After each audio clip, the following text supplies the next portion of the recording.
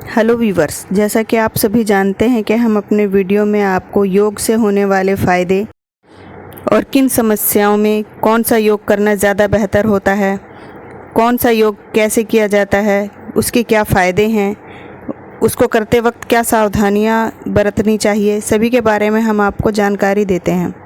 तो आज हम ऐसा ही एक और समस्या और उससे जुड़े हुए योग को लेकर आए हैं। तो आज हम बताएंगे आपको सर्वाइकल पेन के बारे में, इससे कैसे निजात पाया जा सकता है योगा के द्वारा। तो प्लीज़ आप मेरे वीडियो को लाइक, सब्सक्राइब और शेयर करें।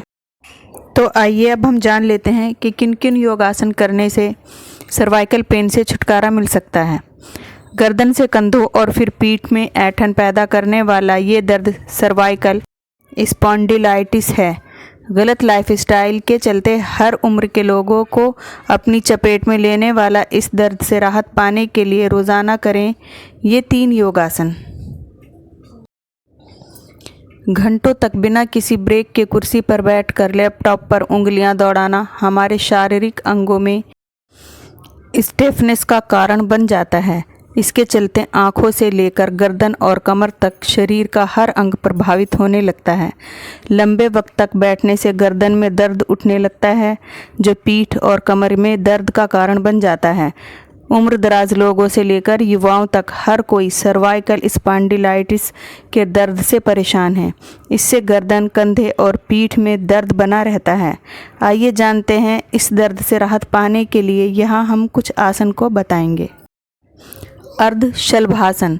सर्वाइकल के चलते गर्दन में रहने वाला दर्द से राहत पाने के लिए अर्ध शलभासन एक बेहतरीन उपाय है। इससे गर्दन की मांसपेशियों में खिंचाव आता है, जो दर्द को दूर करती है। इसके अलावा बैठे बैठे वज़न बढ़ने की समस्या से भी राहत मिल सकती है। अर्ध शलभासन करने की विधि। इस योग को करने के लिए पेट के बल ज़मीन पर लेट जाएं। अब दोनों हाथों को सीधा कर लें और पीठ व पाँव भी एकदम सीधा रखें। अब गर्दन को ऊपर की ओर उठाएं, गहरी सांस लें और फिर दाईं टांग को हवा में उठाएं। दोनों हाथों को ज़मीन पर टिकाए रखें। कुछ सेकंड इस पोज में रहने के बाद चिन को ज़मीन पर लगाएं। इसके बाद दाईं टांग को नीचे रखकर बाईं टांग को उठाएं। इस योग को करने के दौरान जितना संभव हो सके गर्दन को ऊपर की ओर ही रखें। इन बातों का रखें ध्यान। इस योग को करने से पेट की मांसपेशियों में खिंचाव आता है। ऐसे में हर्निया के रोगी इसे ना करें। इसके अलावा गर्भवती व पीरियड के दौरान भी इस योग को नहीं करना चाहिए। अगर आप स्लिप डिस्क की समस्या से जूझ रहे हैं तो भी ये आपको नहीं करना चाहिए। मकरासन यानी मगरमच्छ के आकार में लेट कर किए जाने वाले योगासन को मकरासन कहा जाता है। इस आसन को करने से रीढ़ की हड्डी और गर्दन में होने वाला दर्द दूर हो जाता है। इस योग को करने के दौरान सांस लेने और छोड़ने की प्रक्रिया में जल्दबाजी ना करें। गहरी सांस लें और उसे धीरे धीरे छोड़ें। फिर फेफड़े भी मजबूत होते हैं। इसे नियमित तौर पर करने से सर्वाइकल स्पॉन्डिलाइटिस के कारण पीठ और गर्दन में बढ़ने वाला स्ट्रेस कम होने लगता है। इस आसन को करने की विधि। इस योग को करने के लिए मैट पर ज़मीन के बल लेट जाएं। अब दोनों पैरों के मध्य गैप मेंटेन रखें। वहीं दोनों हाथों को ऊपर की ओर खींचें। धीरे धीरे पैरों को ऊपर की ओर उठाएं। उसके बाद दोनों हाथों पर चिन को टिकाकर सामने की ओर देखें। योग के दौरान कंधों को भी ऊपर की ओर उठाने का प्रयास करें। मकरासन करते समय ध्यान रखने योग्य बातें। गर्दन, पीठ या टांग पर अगर किसी प्रकार की कोई चोट आई है तो इस योग को करने से बचें।